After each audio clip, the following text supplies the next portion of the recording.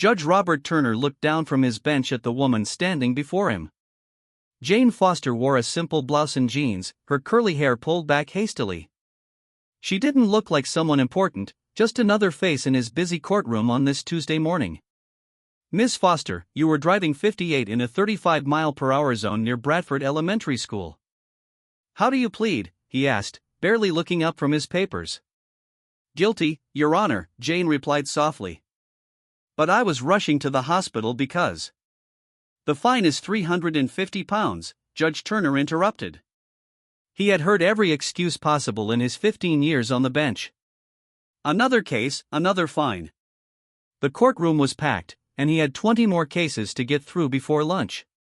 Jane's shoulders dropped slightly. She opened her mouth to explain, then closed it again. The judge had already moved on to writing something in his file. "Your Honor, if I could just explain the circumstances," Jane tried again. The judge sighed. "Ms. Foster, the fact remains you were speeding in a school zone. That's dangerous regardless of your reason. Pay the fine within 30 days. Next case." Jane nodded and gathered her worn leather bag. The fine would stretch her budget thin this month, but she couldn't afford to miss another day of work to contest it. As she turned to leave, her phone buzzed with a message from the hospital. "Dr. Foster, test results back. Patient showing concerning levels. Please advise." Outside the courthouse, Jane leaned against the stone wall and took a deep breath. The cool spring air filled her lungs as she tried to push away her frustration. The judge hadn't even looked at her properly, hadn't given her a chance to explain that she was rushing to check on a child who might be showing signs of poisoning from the town's contaminated water supply. Jane had spent the last 3 years studying the effects of industrial chemicals in the town's groundwater. Her research team had discovered alarming levels of toxins near the old factory district, but getting officials to take action had been an uphill battle. 2 weeks later, Judge Turner was reviewing cases in his office when his clerk knocked on the door. "Sir, the dean from Westfield University is on line 1. Says it's urgent."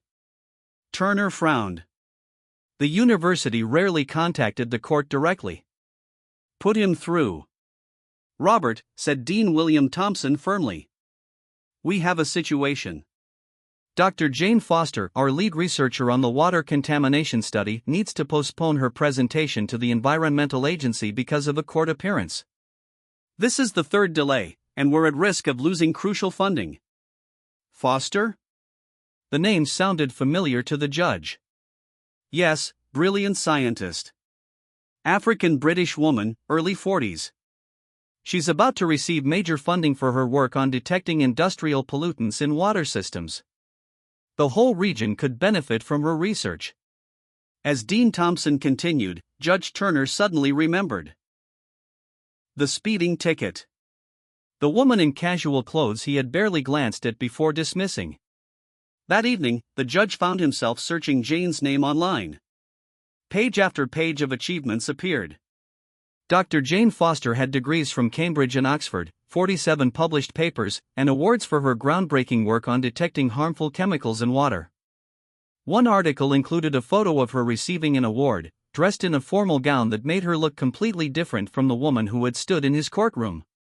The caption noted her dedication to the field following a personal tragedy. Her younger brother had died from a rare cancer linked to chemical exposure in their childhood neighborhood.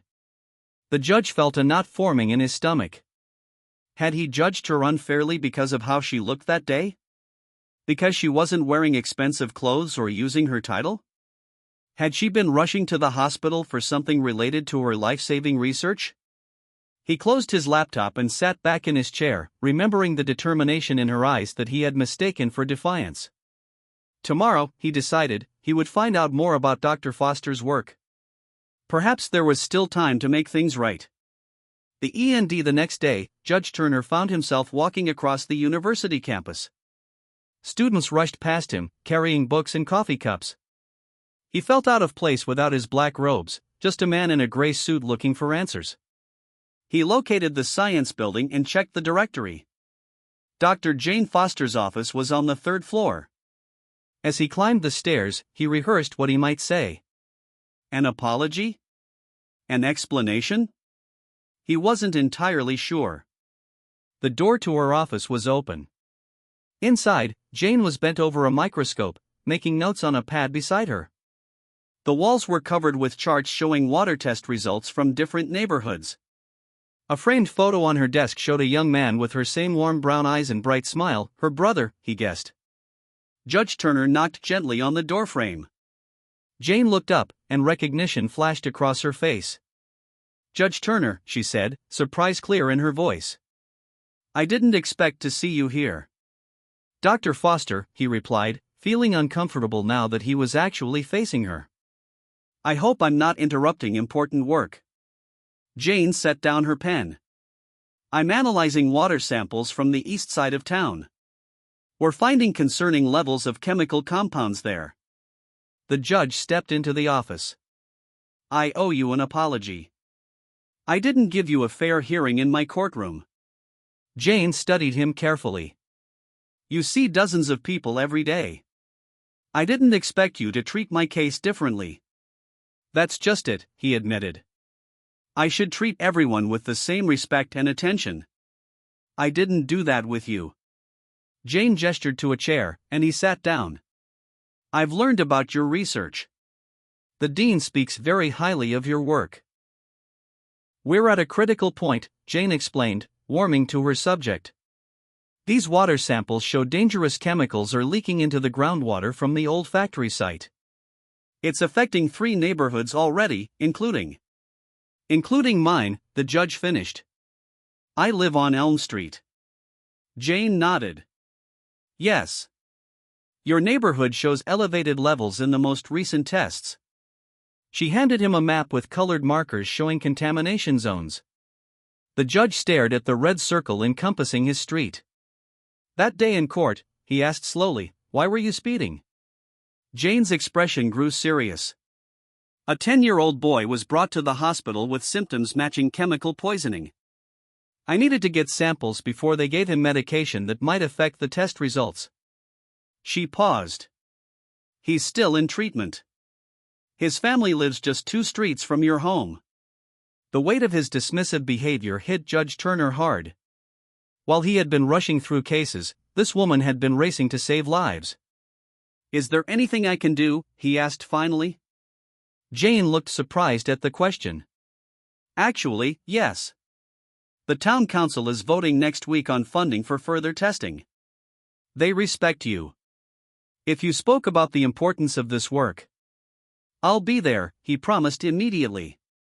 The following Monday, Judge Turner sat in the back row of a packed university auditorium. Jane stood confidently at the podium, explaining her research to a crowd of students, reporters, and local officials. She looked completely different now, professional, authoritative, dressed in a neat blazer with her hair styled. "These chemicals can cause serious health problems, especially in children," she explained, pointing to her slides. "With proper testing and treatment, we can protect families from exposure to these dangerous substances."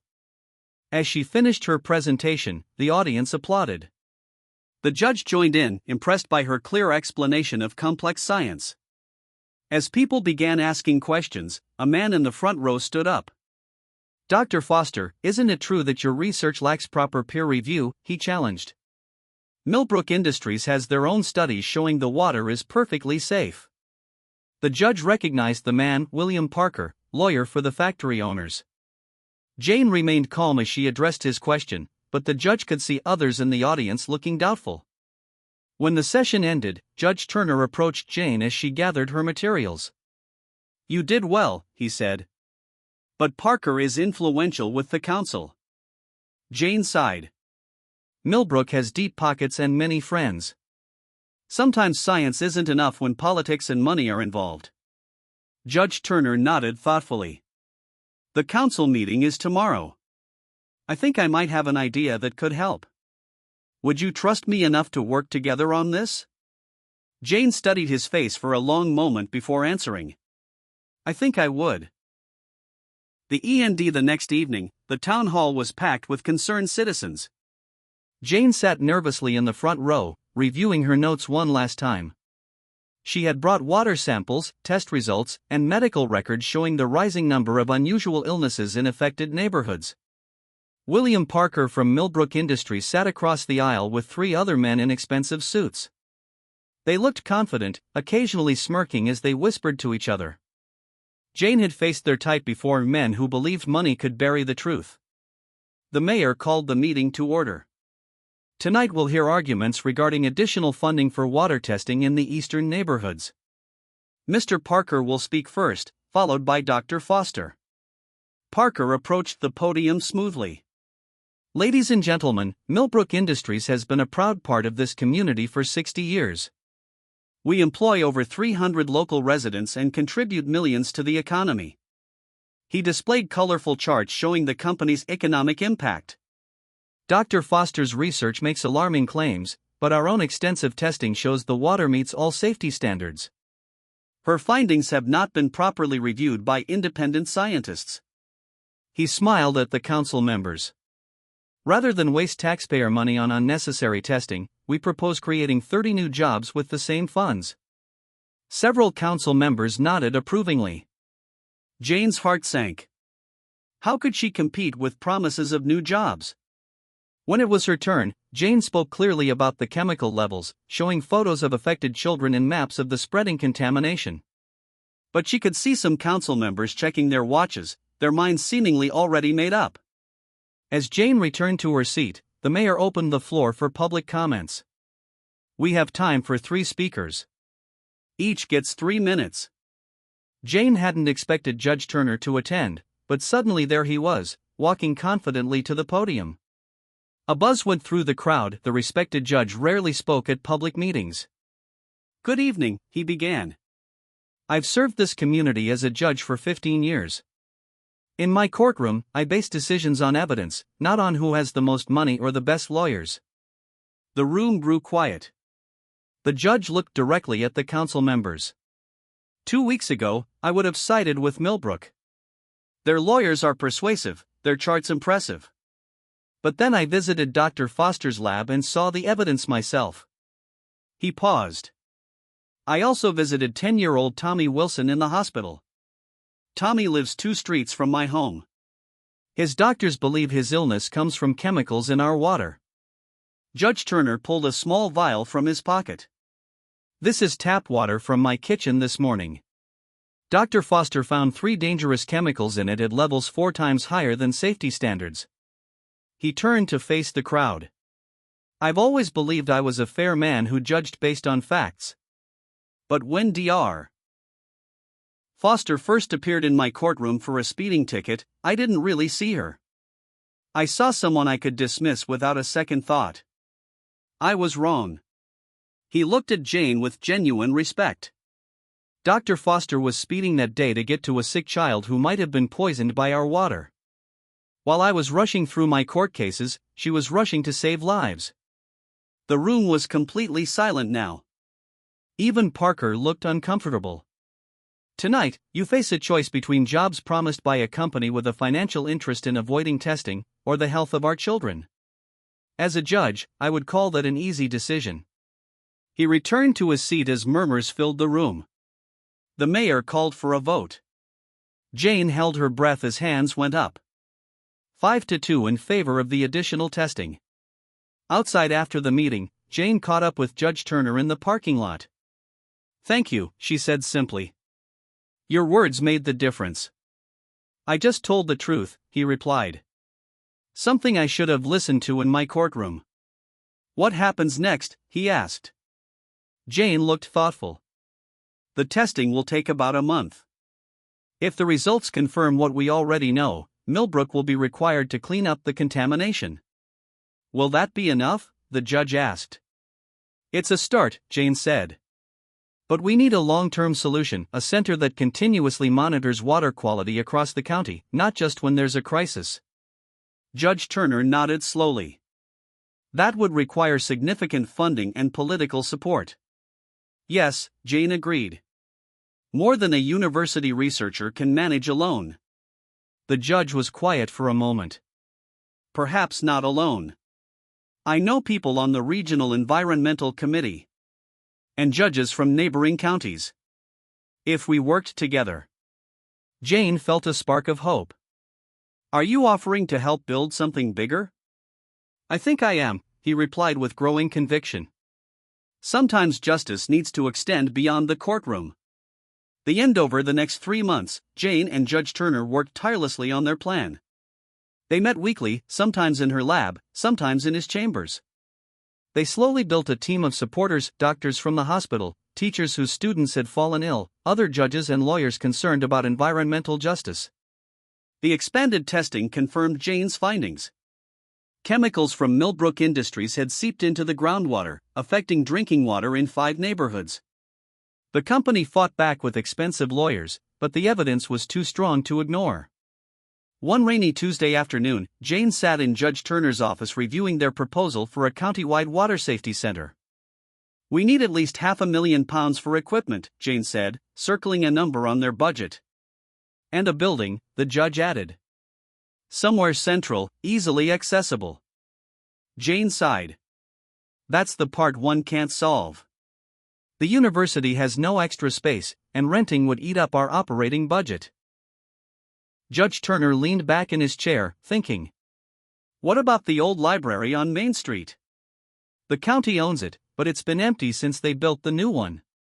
Perfect location, Jane agreed. But wouldn't it need major renovations for a lab?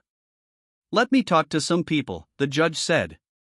The next day, Judge Turner visited his old friend Margaret Wells, the head of the county council. They had attended law school together 30 years ago. It's a worthy cause, Robert, Margaret said after hearing his proposal. But the timing is difficult. The county budget is already stretched thin. Children are getting sick, Maggie, he replied.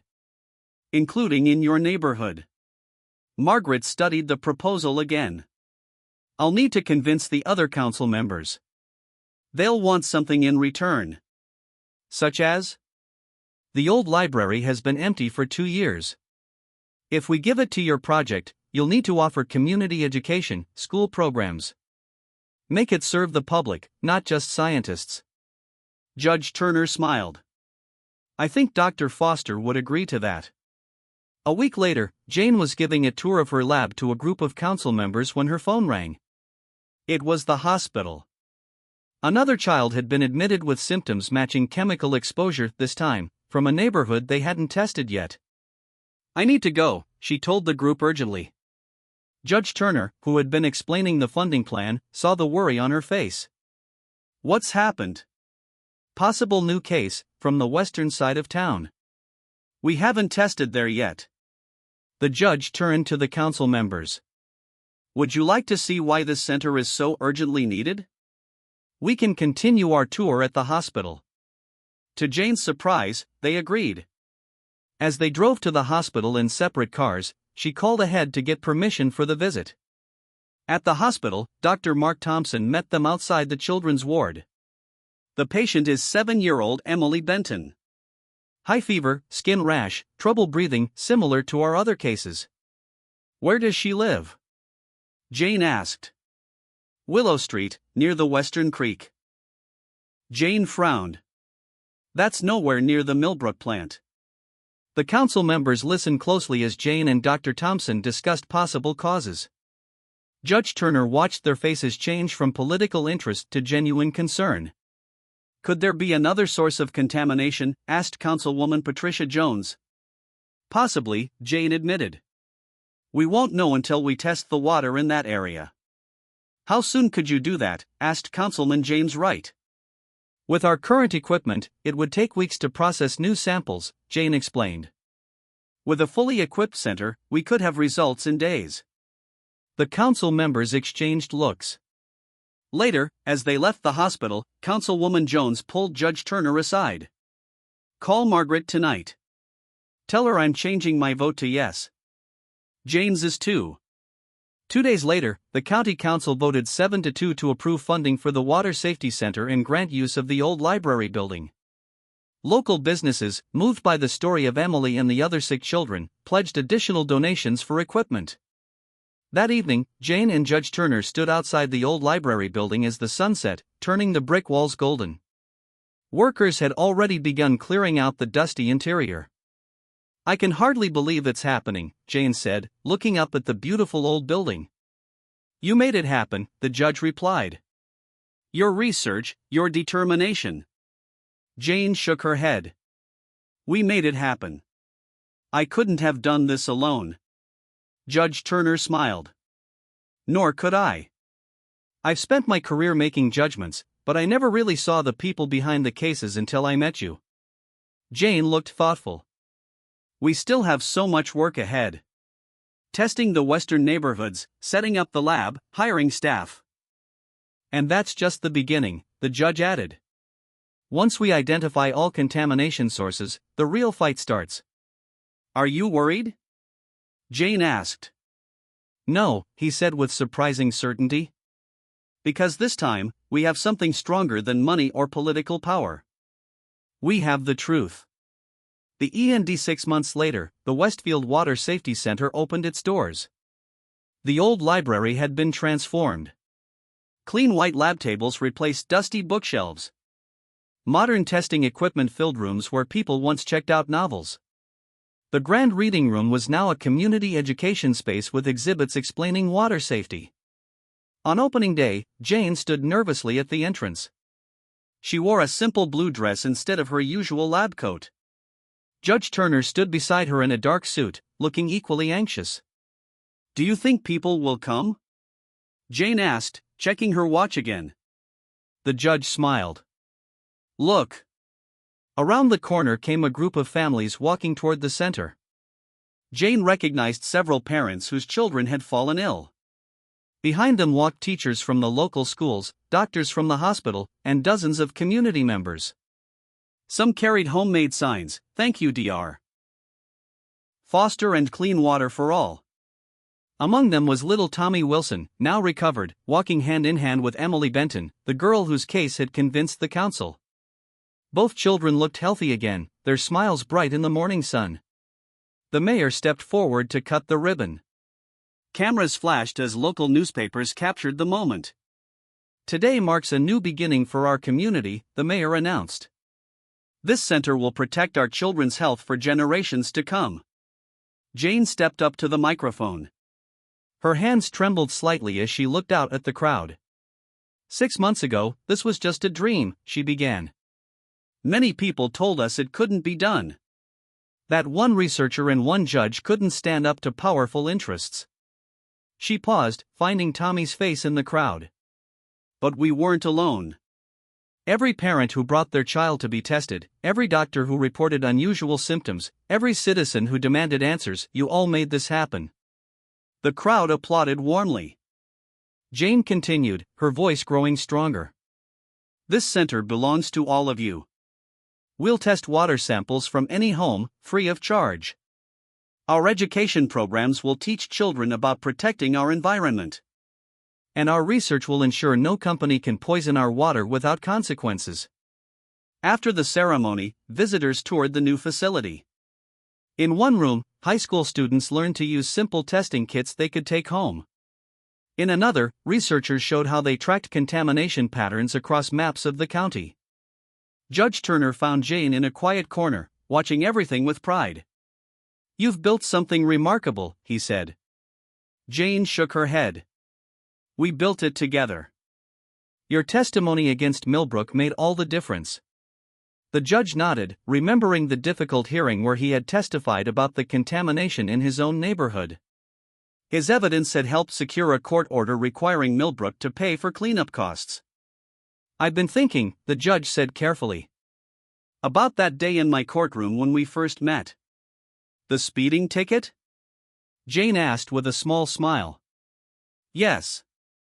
I've spent my career believing I was fair and unbiased. But I didn't see you clearly that day. Few people do at first glance, Jane replied. We all make quick judgments. But a judge should do better, he insisted. I've started requiring all defendants to share their full names and occupations before proceedings. It's a small change, but important. Their conversation was interrupted by Emily Benton, who ran up to Jane with a drawing of the water center. The building in her picture was surrounded by smiling stick figures and a bright yellow sun. Dr. Foster. I made this for you to hang in your office, the little girl said proudly. Jane knelt down to accept the gift. It's beautiful, Emily. Thank you. As Emily rejoined her parents, Jane carefully placed the drawing in a folder to protect it. That's why all this matters, she said quietly to the judge. Not just the science or the policies, but the children who can grow up healthy because of what we've done. Later that afternoon, as the crowds thinned, Jane and Judge Turner walked through the center together, stopping to watch a researcher demonstrate water testing to a group of interested citizens. We found another contamination source yesterday, Jane told him quietly. Near the old railway yard. Different chemicals, different company. More work to do, the judge noted. Always, Jane agreed. But now we have the tools and the public support to do it properly. As they reached the front doors, they paused to look back at the bustling center. People of all ages moved through the rooms, learning and asking questions. It was everything they had hoped for.